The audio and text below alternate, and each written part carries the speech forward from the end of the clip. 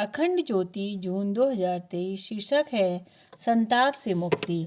संतान वियोग से दुखी संतप्त दंपति अब एकांत चाह रहे थे।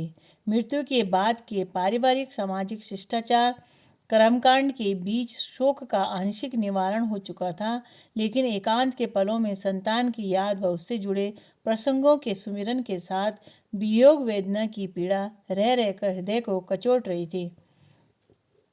कई प्रश्न ऐसे थे जिनके समाधान शेष थे, जिन्हें वे बीतराग सद्गुरु के सानिध्य में पाना चाहते थे, जो अभी यहाँ से दूर प्रकृति की गोद में हिम शिखरों में विराजमान थे।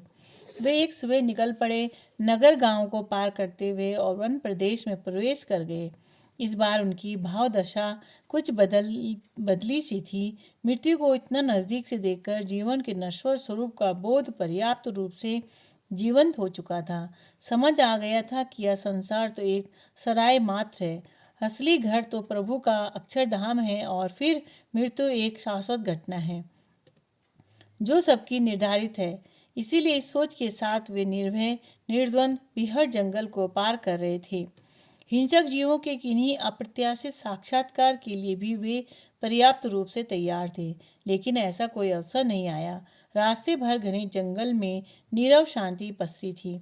इस नीरवता को चीरती जंगली जीव जंतुओं की कुछ ध्वनियां ही बीच बीच में सुनाई देती थी। घनी छाया के बीच शीतल हवा के झोंकों के साथ सफर कब मंजिल तक पहुंचा पता ही नहीं चला। दोपहर तक वे बीतराग सद्गुरु की कुटिया में पहुंच चुके थे, जो शिखर के समीप एक ऐसे स्थल पर थी जहां से नीचे घाटी व जंगल का दृश्य साफ था। सुदूर बड़े बड़े खेत खलियान भवन व बस्तियां आदि सब यहाँ से बहुत नन्हे प्रतीत हो रहे थे। प्रकृति और अस्तित्व का विराट विस्तार व आभा मंडल प्रत्यक्ष था।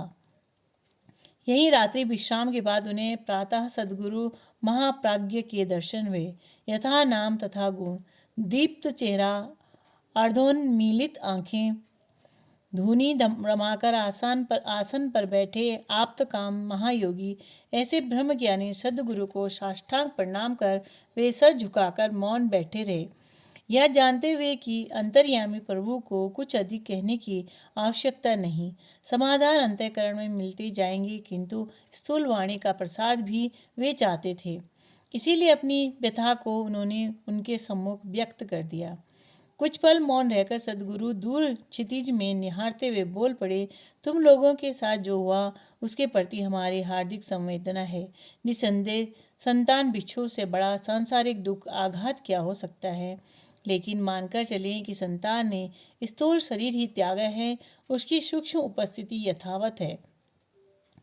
फिर आत्मा कभी मरती नहीं, वह तो अजर अमर और अविनाशी है। संतान की जीवात्मा का कर्म भोग पूरा हो चुका था। इस जन्म की उसकी यात्रा यहीं तक की थी। तुम्हारे साथ उसका स्थूल लेन देन पूरा हो चुका है। हाँ, भावनात्मक रूप से तो प्रेम का रिश्ता जन्म जन्मांतर तक जाता है।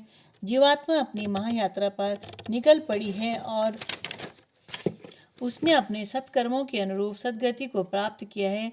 उसके बारे में चिंता मत करो। वे बोले, तुम उसकी महायात्रा में सहयोगी बनो, उपासना के पलों में शुभकामनाएं संप्रेषित करो, इससे तुमको भी शांति सुकून मिलेगा। साथ ही उसकी छूटे हुए कार्यों को भी पूरा करना, उसकी छोड़ी हुई विरासत को संभालना, उसको शांति मिलेगी।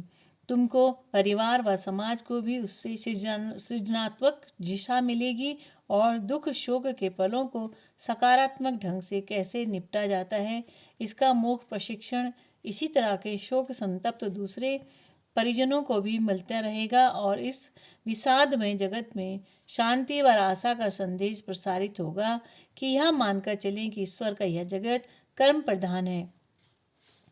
गुरु आगे बोले, वे स्वयं भी जब धरती पर मनुष्य रूप में अवतरित होते हैं तो इसी विधान के अंतर्गत विचरण करते हैं। इस जीवन व सृष्टि में सब कुछ कर्मों के इर्द गिर्द ही गूंथा हुआ है और कर्म फल का यह सिद्धांत अकाट्य है। अतः जाओ, अपने कर्मों पर ध्यान दो, वर्तमान में जियो, अपने कर्तव्य का पालन करो, हर रोज सत्कर्मों व पुण्य की पूंजी को अर्पित करते चलो। अपनी अंतः प्रेरणा से जो उचित लगे उसमें अपने मन को रमाते चलो। सर्वोपरि गुरु की आज्ञा को स्मरण रखो व उनको प्राण पण से जीवन में धारण करने की साधना में निमग्न रहो। फिर इस नश्वर जगत में मृत्यु सबकी तय है, हमारी भी और तुम्हारी भी। इसलिए अब अपनी महायात्रा की तैयारी करो। हर दिन नया जन्म, हर रात नई मृत्यु का अभ्यास करो। आत्मबोध के साथ दिन का शुभारंभ करो और दिन भर के क्रियाकलापों की समीक्षा करते हुए रात को सोते समय निद्रा रूपी मौत की गोद में प्रवेश करो। इस तरह प्रतिदिन मृत्यु का अभ्यास करो और यदि कभी किसी पल मृत्यु का साक्षात्कार होता है तो स्वयं को इसके लिए तैयार पाओगे और ऐसे में मृत्यु तुम्हारे लिए भयाक्रांत होने का अवसर नहीं बल्कि महायात्रा पर आगे बढ़ने का एक उत्सव बन जाएगी। सदगुरु की अमृतवाणी सुनते सुनते जैसे उनके मन के तमाम प्रश्नों के उत्तर मिल गए थे।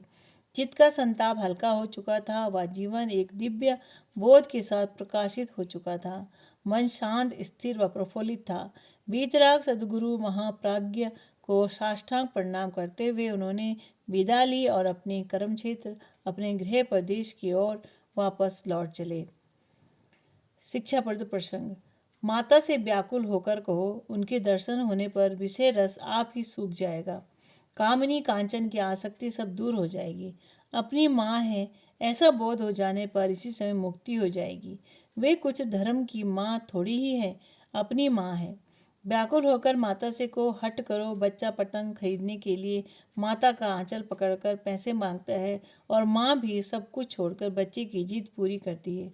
इसी तरह तुम भी माता से हट करो, वे अवश्य ही दर्शन देंगी। स्वामी रामकृष्ण परमहंस।